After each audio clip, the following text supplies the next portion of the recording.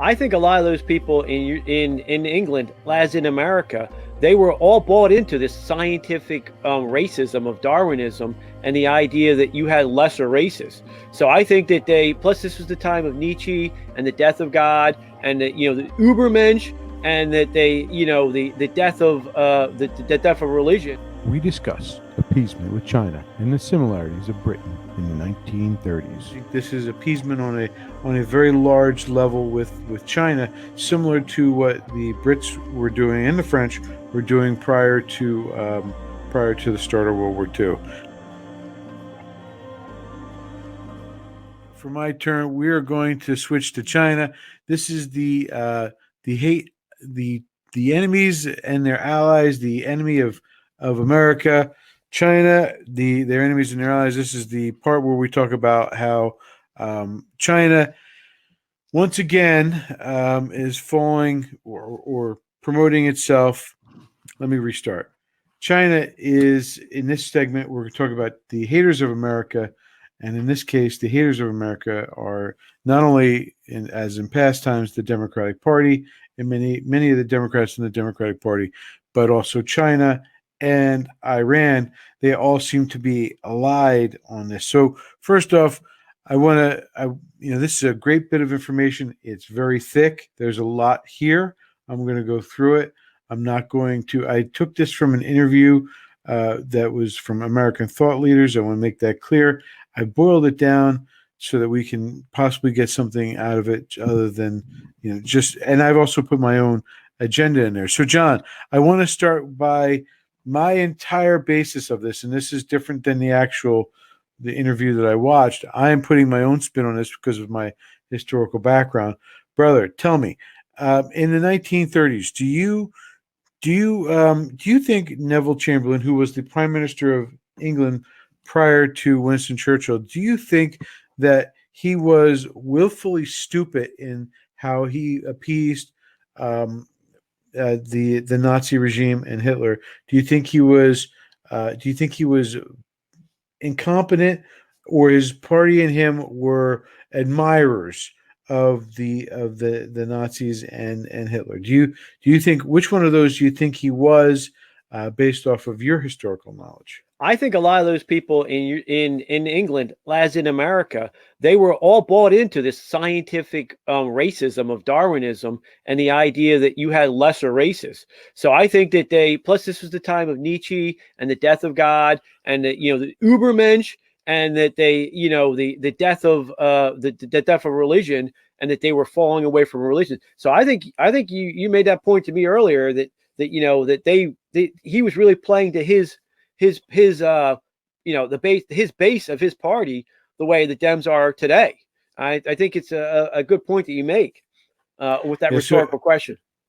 Yeah, no, and it is, and I think it's appeasement. I think this is appeasement on a very large level with China, similar to what the Brits were doing and the French were doing prior to the start of World War II.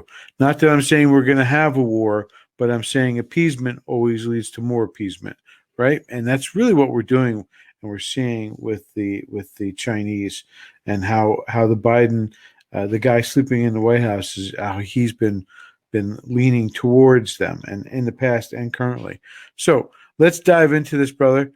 We're going to talk about Chinese infrastructure now. So one of the big things about China that you might remember is the Belt and Road model, the infrastructure model that they've been building around the world. They go into different countries. They put out huge amounts of loans and promise to do big building projects. They build these big projects, and then the country is on the hook for a large sum of money, and they then owe China and are now China's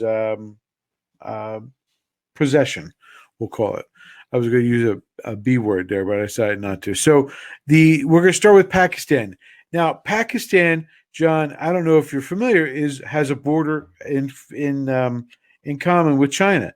As you can see on the map on the screen right now, you'll note that Pakistan extends from the Indian Ocean, from the Arabian Sea, all the way through to western China. If you see at the top of the screen, all the way over here, this is the same province that the Uyghurs are in, and that there's been a number of uprisings, and to be clear, that's where all the death camps for the Uyghurs are too, For in this Nike, province, for for Nike Nike and sneakers. for all the other corporations.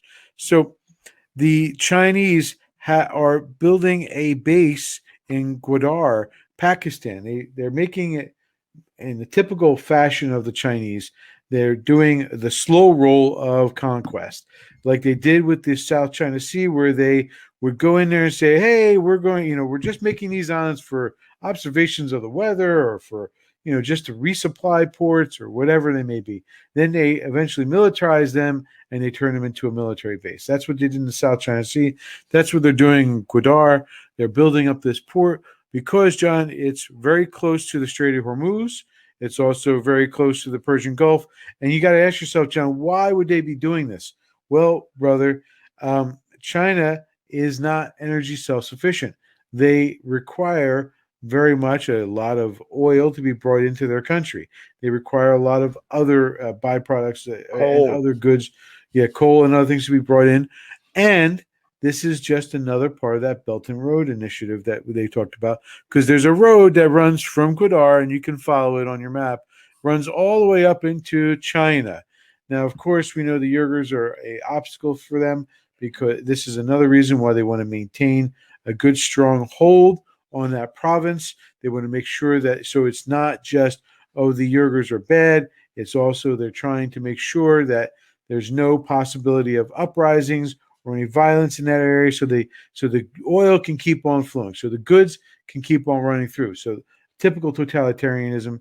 That's what they're doing. They're also doing a similar method in Djibouti, which is on the Horn. It's right there on the eastern end of Africa, right there. It's very close to the Suez Canal. It can bottle up the area. They turned that into a port for different things, and now they're militarizing that port completely with the authority and blessings from the international community, including the United States of America. So keep that in mind, brother, that this is going to get worse before it gets better, because China, as you're going to hear from me in a few minutes, is working in concert currently with Russia and Iran to really push back against America and American influence in this region. And they're doing it. That's why you're seeing a little bit of an uptick with Iran. It's almost a proxy war in this case, because they're using Russia and Iran mostly Iran, to push the buttons of American forces and American power in the region. And this is also leading to the other major conflict going on in the region, brother. Do you know what the other major conflict is going on currently in the Middle East? Which one? The Chinese? I mean, the Chinese About, Indian. no, about Israel. With Israel, where Israel is being attacked right now, China is also part of that as well. China and Iran are part of that. So let's dive into the road. And I just covered all this. This is the Belt Road from Gwadar. They're also building all kinds of bases along the Indian Ocean, where they can they call it the string of pearls. So they're going to have a number of bases and use. They already have a lot of influence in the region. And of course, the one country that we have as a major ally in that area is India, because India and China don't get along at all, which is going to be a problem for India because it's getting surrounded as we speak. So let's move on into the Middle East proper itself, brother. So within the Middle East, we have the goal of the Biden administration, which is the same goal, believe it or not, of Obama's administration. So they want to have a new order in the Middle East. Now, John, this is the key point in this is they're going to have they want to try to build a similar coalition or similar force of power based off of the same force of power that was used this is Biden. They want to do the same kind of force of power that they did in Syria. Do you remember how Syria was falling apart and Obama went in there and said to Israel and to Turkey, keep out. This is, we're going to deal with this. And then they also got the blessings of Iran, and they also used Russia see, brother, what this leads to is America basically saying we can't do this alone, A, and B, we're now going to split power with another minor power, in this case, Iran and Russia. So you're looking at this, you're seeing, is this for real? This is exactly what they're doing. So we know that China and India and Russia are working together. They've already been practicing in military drills in the area. So getting back to the new world order, they want the United States to work in concert with Iran, John. So this is going to get into. I want you to think about something here. Why would any State Department or national defense think that the United States would be able to work in concert with Iran? I want think about this.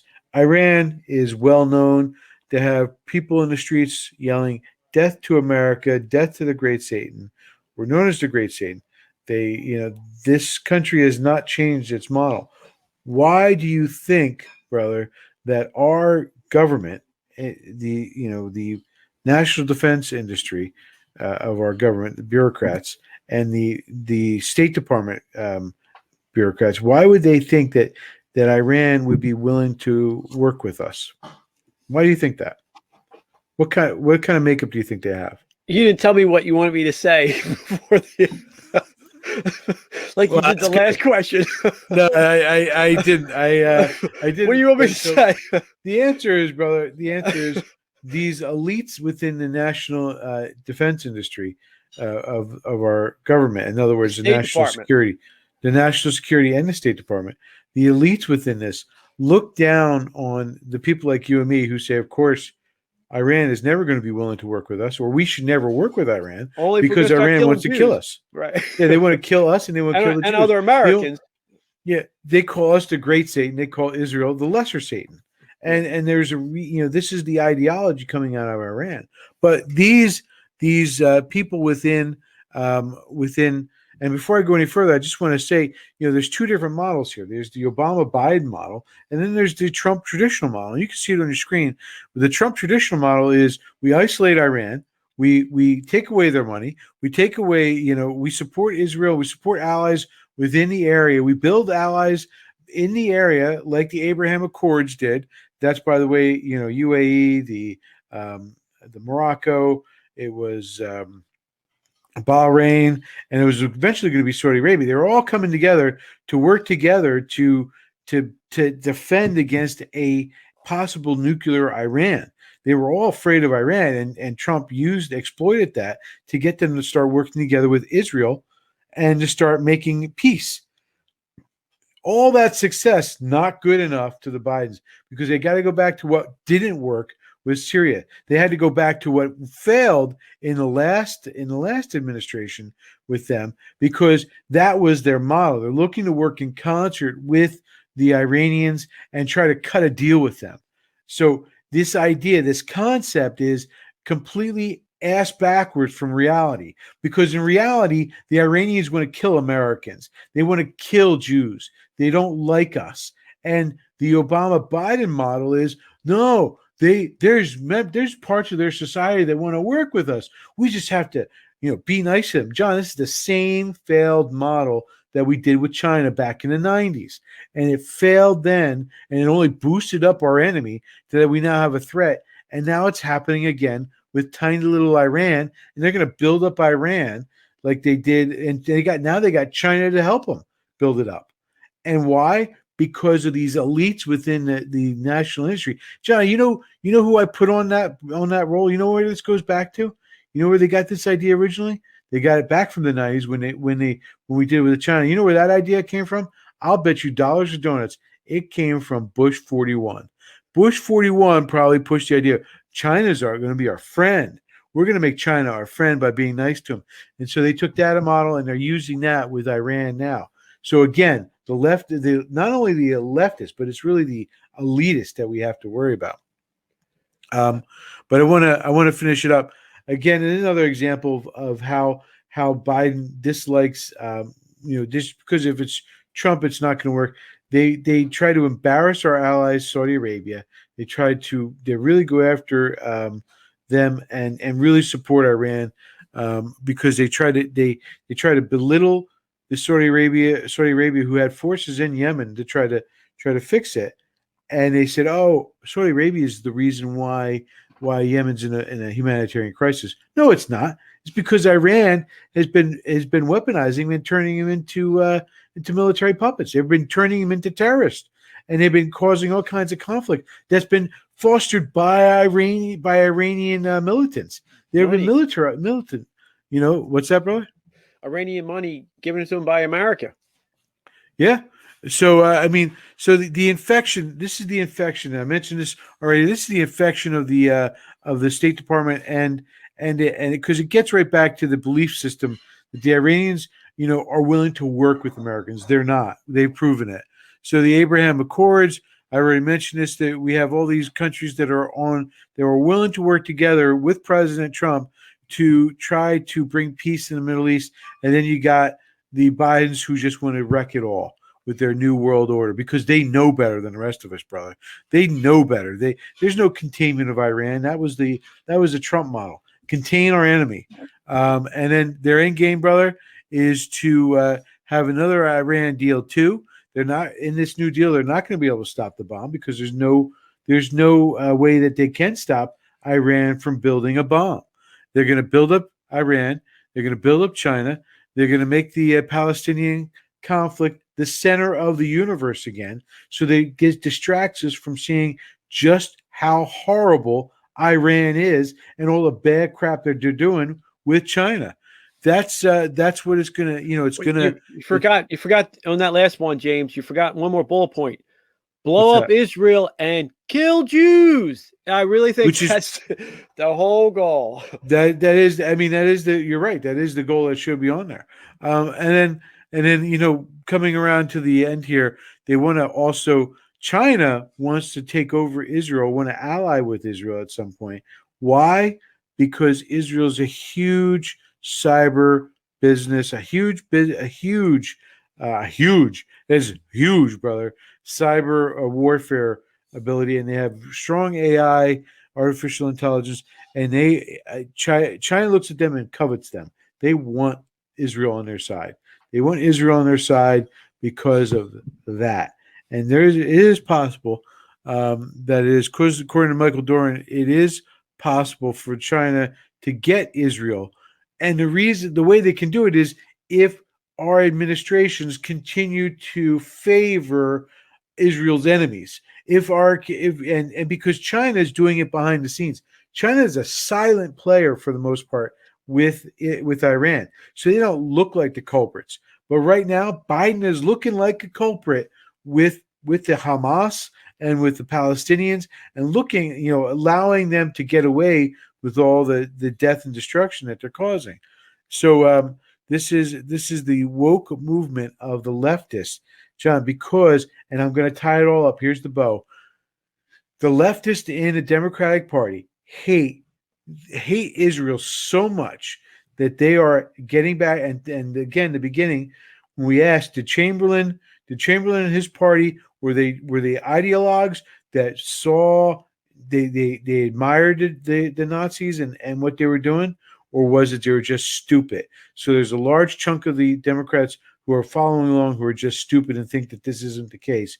But then there's that strong core that's driving the Democratic Party that is, in fact, enamored by China, and they look at China as the model. And we've talked about this before, when China and the commies and the Chi-Coms, when the left goes over to places like Venezuela and praises Hugo Chavez, or when they go to Cuba and they say, oh, the medical system down here is so great, when really most people are dying because they're not getting medical treatment they need. When they're praising these communists, they're really pandering to it. And we can see this. We see the evidence within this party, that they are seeing not only that they admire the communists, but there's a number of them that just don't like the Jewish people, and they don't like Israel, and they want to take it away. That's why they stand for with the BDS movement, the boycott, disinvestment, and sanction movement that's been propagated by Ilham Omar and Talib and AOC and the squad of clowns. That's why they've been pushing that. It's because they generally have a dislike for Israel and the Jews, and that's China, brother, in a nutshell, in 20 minutes or less, because I think I went over my time. All right. And so that brings us. I love the PowerPoints. They're just great there, brother. Wish I could do PowerPoints. Thank you, brother.